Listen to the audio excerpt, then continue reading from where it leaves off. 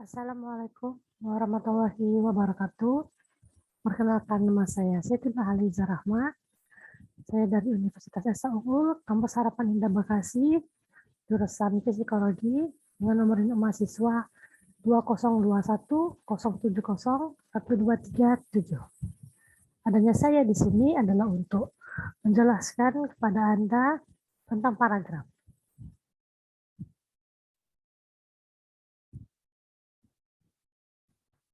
Paragraf dalam Kamus Besar Bahasa Indonesia memiliki arti sebagai bagian bab dalam suatu karangan, biasanya mengandung satu ide pokok dan penulisannya dimulai dengan garis baru, alinea. Di dalam paragraf terdapat kalimat utama yang mengandung gagasan utama. Kalimat-kalimat yang terdapat pada suatu paragraf harus memperlihatkan keterkaitan dalam bentuk gagasan yang terkandung. Maka dari itu, paragraf adalah kumpulan kalimat yang saling berhubungan dan memiliki gagasan yang sama. Syarat-syarat dalam paragraf ada yang pertama kohesif, yaitu hubungan antar bagian dalam teks yang ditandai penggunaan unsur bahasa sehingga memiliki kepaduan dan keutuhan. Paragraf dikatakan tidak kohesif jika dilihat dengan adanya kalimat tidak efektif atau tidak nyambung dengan kalimat sebelumnya. Unsur bahasa atau struktur wacana ada konjungsi atau kata hubung, reduplikasi atau pengulangan, penyulihan, dan pelepasan. Yang kedua ada koherensi, yaitu keterkaitan antar bagiannya memilih yang satu dengan bagian yang lainnya sehingga memiliki kesatuan makna. Hanya ada satu kalimat utama atau gagasan utama dalam paragraf. Memiliki satu atau lebih kalimat penjelas atau gagasan penjelas.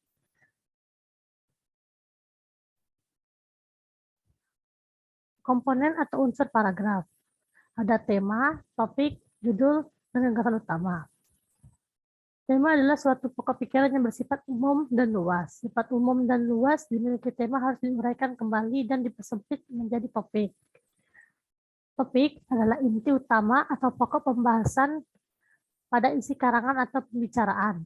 Topik memiliki kecangkupan yang lebih sempit dibandingkan tema, tapi topik dapat dipersempit lagi ke dalam berbagai judul yang berbeda. Yang ketiga, judul. Judul adalah batasan masalah yang ditulis dalam tulisan. Judul berada paling awal pada sebuah karangan, sehingga disebut dengan istilah kepala karangan. Yang terakhir adalah gagasan utama. Gagasan utama itu adalah ide pokok dalam satu paragraf. Sebuah gagasan yang dibahas dalam satu paragraf dan membutuhkan gagasan penjelas untuk memperkuat bahasan tersebut. Selanjutnya adalah jenis paragraf berdasarkan letak kalimat utamanya. Yang pertama adalah paragraf deduktif, yaitu kalimat utamanya berada di awal. Contohnya jika ada 4 kalimat dalam satu paragraf, berarti kalimat utamanya ada di kalimat yang pertama yang di atas. Yang kedua adalah paragraf induktif. Paragraf induktif itu kalimat utamanya terdapat di akhir. Jika dalam satu paragraf terdapat 4 kalimat, berarti kalimat 4 kalimat, berarti kalimat utamanya berada di kalimat keempat. Yang ketiga ada paragraf generatif, yaitu kalimat utamanya berada di tengah. Apabila ada 5 kalimat dalam satu paragraf, berarti kalimat utamanya ada yang di kalimat ketiga. Yang selanjutnya adalah paragraf campuran, yaitu apabila kalimat utamanya di tengah. Apabila ada 4 kalimat dalam satu paragraf, berarti kalimat utama ada di 1 dan 4.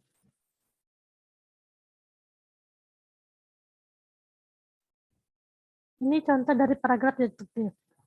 Tenaga kerja yang diperlukan dalam persaingan bebas adalah tenaga kerja yang memiliki etos kerja tinggi, yaitu tenaga yang pandai, terampil, dan berkepribadian. Di sini dijelaskan bahwa kalimat utamanya adalah tentang tentang tenaga kerja dan disebutkan tenaga kerja yang seperti apa yang diperlukan. Lalu pada kalimat selanjutnya disebutkan tenaga kerja yang pandai adalah tenaga kerja yang mempunyai kemampuan akademis memadai sesuai disiplin ilmu tertentu. Nah, di sini pada kalimat ini menjelaskan salah satu contoh dari hal yang diperlukan dalam tenaga kerja yang di atas di kalimat pertama tadi. Di atas tadi kan dijelaskannya yaitu tenaga kerja yang pandai, terampil, dan berkepribadian. Nah, pada kalimat selanjutnya dijelaskan tenaga yang pandai, tenaga yang terampil, dan tenaga yang berkepribadian. Nah, di sini dapat dilihat bahwa kalimat yang kedua itu adalah kalimat yang menjelaskan kembali kalimat pertama. Kalimat ketiga, terampil artinya mampu menerapkan kemampuan akademis yang dimiliki disertai kemampuan pendukung yang sesuai untuk diterapkan agar diperoleh hasil maksimal. Ini masih menjelaskan tentang dari isi dari kalimat yang pertama. Lalu yang terakhir, sementara itu tenaga kerja yang berkepribadian adalah tenaga kerja yang mempunyai sikap loyal, disiplin, dan jujur. Di sini juga masih dapat kita lihat bahwa kalimat yang kedua, ketiga, dan keempat memberikan penjelasan tentang hal yang disebutkan dalam pokok kalimat pertama. Makanya kalimat ini disebut contoh paragraf, makanya paragraf ini disebut paragraf deduktif karena kalimat utamanya berada di awal kalimat. Selanjutnya adalah contoh dari paragraf induktif. Belajar di masa tua membutuhkan usaha yang ekstra dikarenakan daya tangkap yang dimiliki pada masa ini sudah sangat berkurang. Bahkan, motivasi yang dimiliki juga sudah melemah karena terlalu banyak belajar di masa tua membutuhkan usaha yang ekstra dikarenakan daya tangkap yang dimiliki pada masa ini sudah sangat berkurang. Bahkan, motivasi yang dimiliki juga sudah sangat melemah karena terlalu banyak. Nah, di sini dijelaskan lagi bahwa tentang belajar tadi terakhir adalah motivasi yang dimiliki juga sudah melemah karena terlalu banyak. Nah, hal itulah yang disebutkan sebagai kalimat utama pada paragraf ini. Selanjutnya, paragraf indikatif, yaitu akhir-akhir ini cuaca makin sulit diprediksi. Hal itu pun mengakibatkan sejumlah gangguan kesehatan bagi tubuh kita. Oleh karenanya, kita mesti selalu menjaga kesehatan tubuh kita di tengah-tengah siklus cuaca yang semakin sulit diprediksi, seperti sekarang. Berolahraga, mengkonsumsi makanan yang sehat, serta istirahat yang cukup adalah beberapa cara yang bisa kita lakukan untuk menjaga kesehatan tubuh kita. Nah, di sini dapat kita lihat yang pada kalimat yang di tengah, kalimat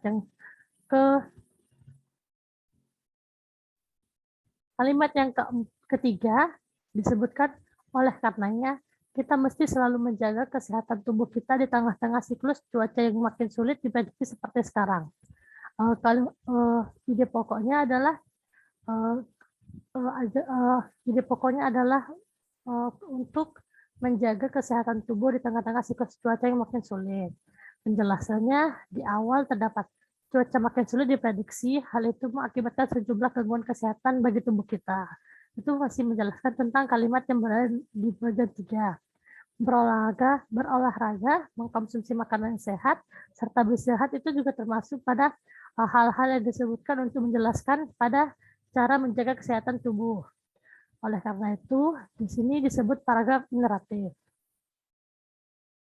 Selanjutnya adalah contoh paragraf campuran. Dunia manusia dihadapkan pada serentetan isu yang amat pelik. Isu pelik tersebut adalah pengadaan pangan bagi penduduk dunia yang terus bertambah. Nah, di sini tadi pada awal kalimat disebutkan bahwa dunia manusia dihadapkan pada serentetan isu yang amat pelik. Yang kalimat utamanya adalah tentang topik utamanya adalah tentang adanya isu yang datang di dunia manusia. Lalu pada kalimat selanjutnya dijelaskan isu tersebut adalah pengadaan pangan bagi penduduk dunia yang terus bertambah. Nah, hingga selanjutnya ke bawah pada kalimat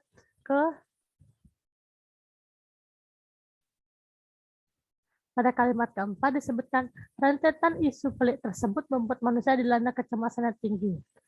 Nah, pertama, kalimat utamanya berada di awal dan di akhir. Itu adalah paragraf campuran, di mana dunia manusia dihadapkan pada rentetan isu yang amat pelik. Rentetan isu pelik tersebut membuat manusia dilanda kecemasan yang tinggi.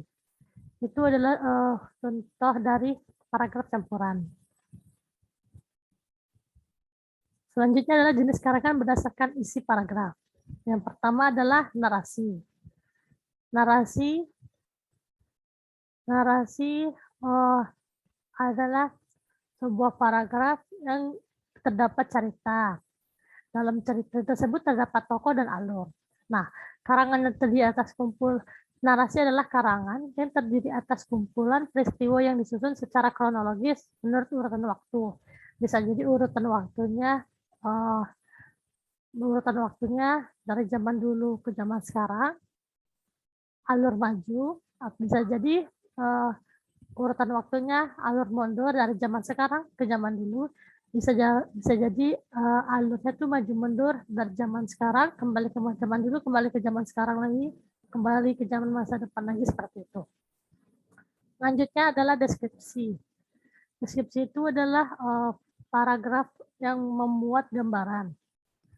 Gambaran yang disebutkan tersebut adalah gambaran yang adalah hal-hal yang disebutkan dalam indera. Jadi paragraf deskripsi itu adalah karangan yang menggambarkan atau melukiskan suatu tempat, keadaan, atau benda dengan cara merangsang indera, yaitu seperti penglihatan, pendengaran, rasa, raba, dan gerak, sehingga pembaca dapat membayangkannya. Selanjutnya adalah eksposisi, yaitu paragraf yang memaparkan atau menjelaskan. Yang dipaparkan itu adalah fakta atau data. Nah, paragraf eksposisi adalah karangan yang memaparkan suatu keadaan, proses, atau masalah sejelas-jelasnya. Selanjutnya adalah paragraf argumentasi. Argumentasi itu memuat sebuah opini atau pendapat. Nah, dalam opini atau pendapat tersebut ada rayuan atau pengaruh. Jadi paragraf argumentasi adalah karangan yang mengemukakan suatu dengan memberikan alasan, contoh, dan bukti yang kuat atau meyakinkan sehingga pembaca terpengaruh dan membenarkan pendapat, gagasan, dan keyakinan tersebut.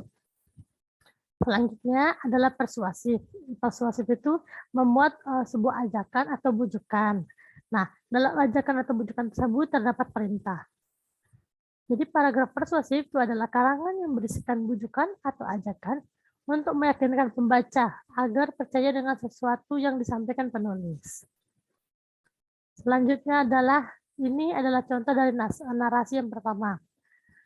Narasi tadi kan dia sebuah paragraf yang menjelaskan tentang sebuah cerita dengan tokoh dan alur. Nah, di sini tokohnya adalah saya, alurnya itu adalah apa yang terjadi pada saya dari awal kalimat hingga akhir. Seperti, saya cepat merasakan adanya kesalahan. Seorang petugas saya tanyai, ternyata saya harus kembali ke pintu bersinar X yang telah saya lewati tadi. Akan tetapi untuk mencapai terminal, saya harus naik bus yang sudah menunggu di bawah terminal. Kalau saya jalan kaki, saya butuh waktu 1 jam. Saya agak panik juga. Pesawat ke Singapura tik pukul 15.15, sedangkan pukul 14.30 saya masih di terminal. Saya langsung lari menuruti petunjuk petugas untuk mengejar bus yang ada di bawah terminal. Nah, di sini dijelaskan bahwa saya mengalami keterlambatan untuk pergi ke suatu tempat. Jadi dijelaskannya bahwa dia butuh waktu 1 jam. Dan selanjutnya tuh dia memikirkan bahwa pesawat ke Singapura cek pukul 15.15, sedangkan saat itu 14.30 dia masih di terminal. Itu dia memberikan alur maju. Selanjutnya adalah contoh deskripsi. Puncak-puncak gunung yang hijau menambah indahnya pemandangan. Air jernih tidak bergelombang seperti kaca besar mengkilap di sinar matahari. Di tepi danau, tampak pohon-pohon dan bunga-bungaan yang beraneka warna. Perahu-perahu kecil bolak-balik di dayung anak-anak. Tampaknya mereka mahir dan terampil mengayunkan dayungnya, sehingga dalam sekejap mereka sudah meluncur ke tengah. Nah, di sini dijelaskan bahwa puncak-puncak gunung yang hijau. Di sini tampak dari indera penglihatan, yaitu menggambarkan bahwa puncak-puncak gunung itu berwarna hijau. Air jernih tidak bergelombang, seperti kaca besar mengkilap di sinar matahari. Di sini juga dijelaskan penampakan air jernih itu hampir sama dengan kaca besar. Lalu di sini juga dipaparkan di tepi danau tampak pohon-pohon dan bunga-bunga yang beraneka warna. Di sini juga masih dari indera penglihatan.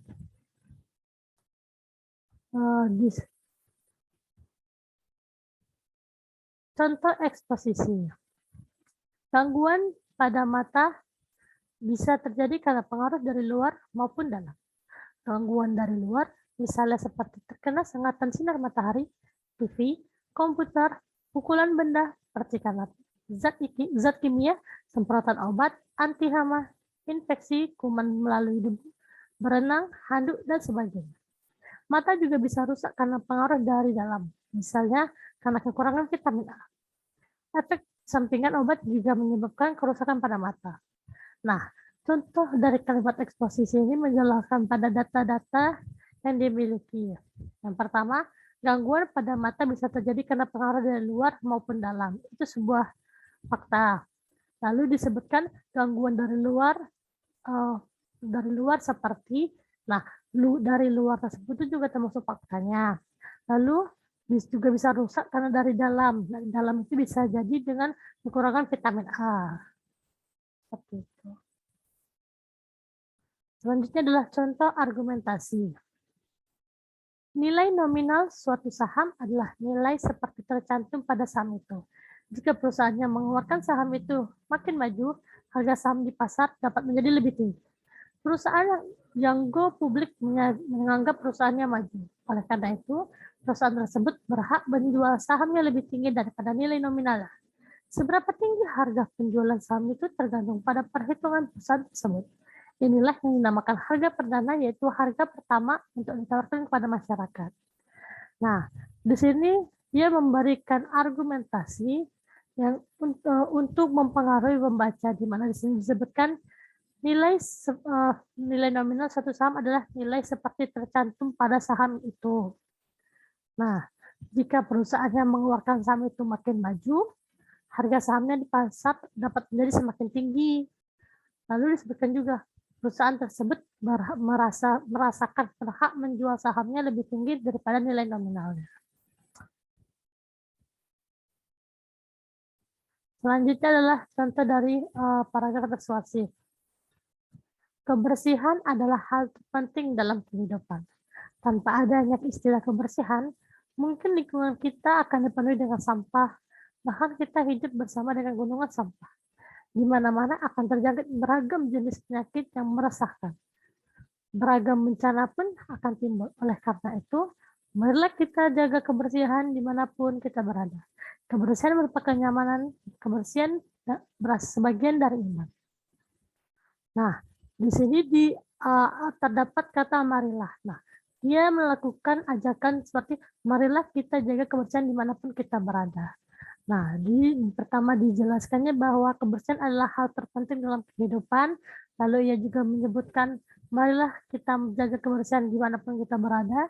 Jadi dia memberikan argumen, juga ajakan. Baiklah, itulah sekian dari presentasi saya, penjelasan saya tentang paragraf. Sekian dari saya. Assalamualaikum warahmatullahi wabarakatuh.